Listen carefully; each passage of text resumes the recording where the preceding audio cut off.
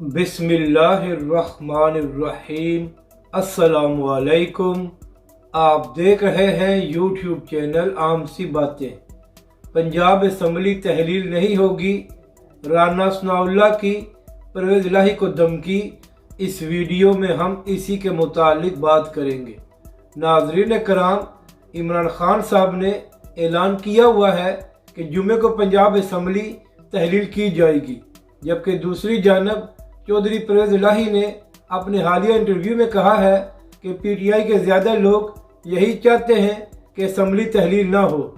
और इसके अलावा परवेज़ इलाही साहब ने यह भी दावा किया है कि इस्टेब्लिशमेंट भी यही चाहती है कि यह निज़ाम चलता रहे और असम्बलियाँ तहलील ना हों, जबकि दूसरी जानब इमरान खान साहब अपने बयान पर कायम है। तो इसी को देखते हुए कल अपोजिशन ने पंजाब असम्बली में तहरीक अदम एतमाद को जमा करा दिया है और आज राना सनाउल्लाह ने कहा है कि अगर परवेज़ इलाही ने बुध को एतमाद का वोट ना लिया तो फिर हम वज़ीर आला हाउस को सील कर देंगे। तो नाज़रीन कराम, अब देखना यह है कि कल चौधरी परवेज़ इलाही साहब एतमाद का वोट लेते हैं या हालात मज़ीद ख़राब होते हैं।